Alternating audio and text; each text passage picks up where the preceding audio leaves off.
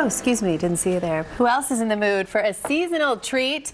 But when you don't have time, you need something fast, something easy. So Chef Marlo is back in our A&C kitchen to help us build a festive dessert. Hi, Chef Marlo. Hey, how are you doing, Karen? Good. How are Always you? such a pleasure to see you. I love it when you're here. Absolutely. And this morning we're making something delicious. Tell the people what it is. So this morning we are making a pumpkin pie spice and cranberry no-bake cheesecake. Ooh, sounds super good. easy. All right. Super easy. Perfect for the holidays. Absolutely. You can take it in, maybe like a. Also, there are so many requests now for you have to bring this to school, you have to do this, bring this to the cookout, whatever Absolutely. it is. So this is perfect. Super easy, and really fast as well. Okay, what do we need for the pie crust? Let's start So there. we'll start with the pie crust. I use ginger snap cookies that I put in a food processor, made some nice little ginger snap crumbs out of it. Okay. Some melted butter and some sugar. All right, I was wondering, wait, this is how amateur I am. I'm like, how do you get them to be so fine and perfect in the food processor? The food of processor course. did all the work. All right, Yeah. okay, and then what's next in the filling? So once we mold our crust, after we add all the ingredients, then our crust looks like this. We mold the crust into a pan, and then we make our no-bake cheesecake filling, which is cream cheese,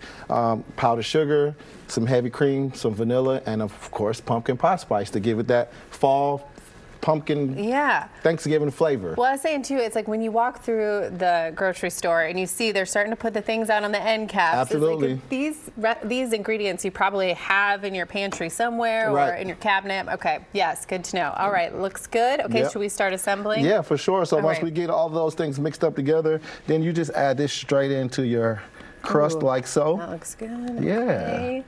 I'm just realizing that we don't have any forks out here, Chef, because I have some for you. Do? Don't worry. Yeah, absolutely. Okay, yeah. That's where my mind is. Okay, so that's in there. And then how long, you may have already said this, but how long does that need to stay in the fridge?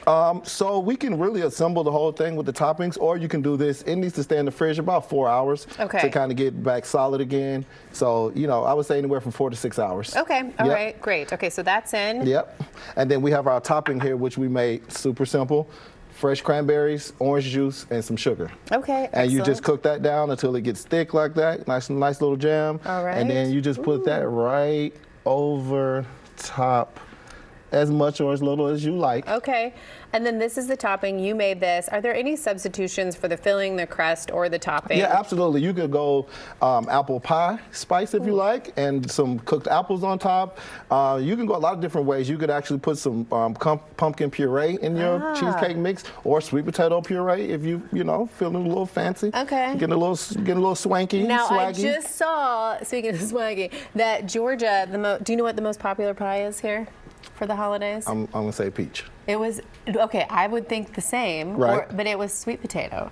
That makes sense too. I go with that. Yeah, that's my favorite. Potato. That's my favorite. Yeah, I was a little it is? It is. You make a good one? I do. Okay, I bet you do. All right. Delicious. Okay, so now the toppings. Now the topping's done, and then we have this little festive, pumpkin mixture right here for Thanksgiving. Okay. We love a sprinkle. Put that on top right there, and then you just let this sit in the fridge for about 4 to 6 hours, like we said, and then here's what you have next. Okay. Ooh, excellent. This is our finished product right here. Delicious and so easy. You don't even have absolutely.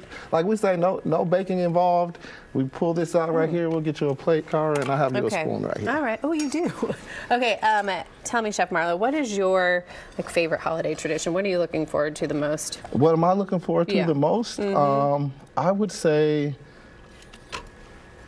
eating. Eating. Yeah. Same. I would say Same, eating. friend. I do a lot of cooking, so by the time I get done, then it's always like I'm not really that hungry. But normally the next day is like my go to town day. You gotta relax. That's when I'm not doing anything, and I'm. What's your dish that you always take?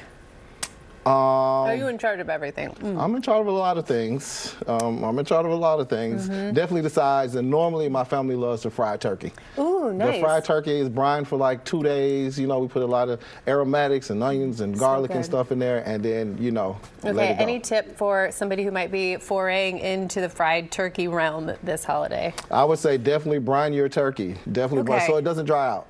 You have to brine your turkey and then season it and let it marinate for a few hours before you fry it. Make sure it's dry. Make sure you follow all the protocols when frying turkeys. Yeah, be careful. We don't want any accidents. No, we don't want any accidents. And I feel like the turkey is a full contact sport. Like everybody, everybody's got to be involved. You got to be brining, you got to be cooking, you got to be watching. Yeah, for sure. It's like the fellowship and the fun of it. Absolutely, too. and even cutting the turkey is a whole thing too. Yeah. You know, cutting the turkey up and getting it served up for everyone. That's a whole ordeal. So you got to make sure you prepare, watch some YouTube videos, whatever you need to do to make sure you're ready for that part. All right, Chef. Thank you for getting us right in the kitchen, and also love your cookbook. I was looking at it yesterday. So love that it's dedicated to your dad too. Absolutely. And cheers to you and happy holidays. Cheers. Absolutely. Come back Thank anytime. you. Thank you for having me.